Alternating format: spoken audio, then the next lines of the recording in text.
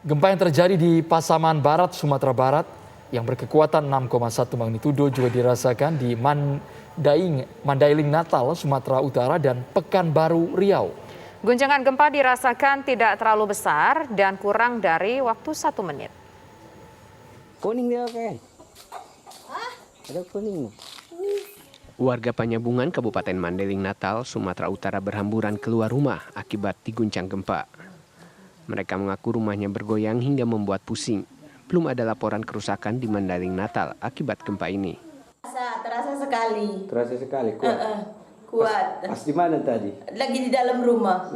Dalam rumah terus. Langsung apa tadi? Langsung keluar rumah. Langsung lari ke depan. Guncangan gempa yang terjadi di Kabupaten Pasaman Barat juga dirasakan di Kota Pekanbaru Riau. Warga mengaku guncangan dirasakan kurang dari 1 menit dan kecil. Hingga kini belum ditemukan kerusakan dan warga kembali beraktivitas seperti biasa. Meski begitu, mereka sempat panik dan keluar berhamburan dari dalam gedung. Dari Mandailing Natal, Sumatera Utara dan Pekanbaru Riau, Muhammad Arifin, Romulo Siregar, TV One mengabarkan. Langsung kita bergabung bersama dengan Donald Caniago untuk mengetahui bagaimana perkembangan pasca gempa yang mengguncang Pasaman Barat. Donald Caniago, bagaimana kondisi terkini di sana? Andro dan Tisa dan pemirsa dapat kami kabarkan saat ini posisi saya berada di Puskesmas Tigonagari, Kabupaten Pasaman, di mana di Puskesmas ini hingga tadi pagi pasca terjadinya gempa 6,2 skala Richter yang mengguncang di kawasan Pasaman dan Kabupaten Pasaman Barat, sudah tercatat sekitar 33 warga yang dibawa ke puskesmas ini. Rata-rata kondisinya adalah mengalami luka-luka akibat bereruntuhan bangunan dan patah tulang.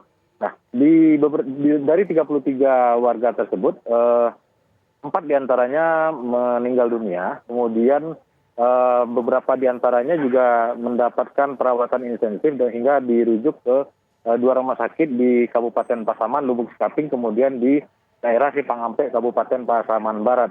Sehingga dan dari pantauan kami di lapangan di puskesmas ini ada sekitar 8 warga yang masih dirawat yang menderita luka pada bagian kepala. Sehingga dikhawatirkan jika mereka dipulangkan maka kondisi lukanya akan lebih baik dirawat di intensif di puskesmas ini. Andro. Ya, Donald, sampai sejauh ini apakah warga memilih untuk kembali ke rumah mereka atau mereka mungkin sudah disiapkan pos pengungsian?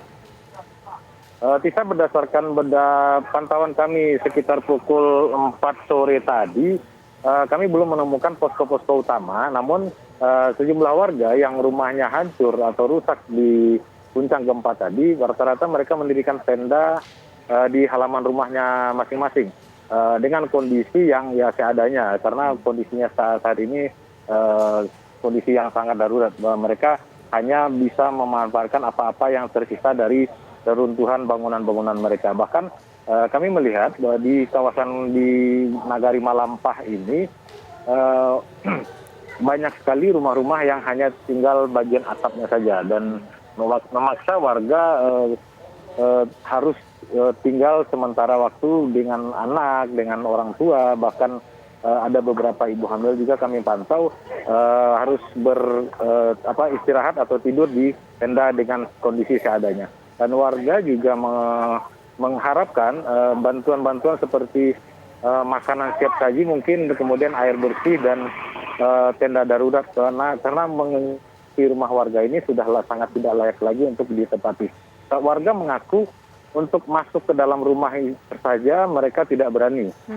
Sementara kalau dilihat secara kasat mata kondisi rumah apa. Namun kalau kita diperhatikan secara detail, bangunan-bangunan rumah warga ini sudah sangat-sangat tidak layak ditempati. Karena dikhawatirkan ketika ada gempa susulan, maka dikhawatirkan rumah warga ini akan segera ambruk begitu.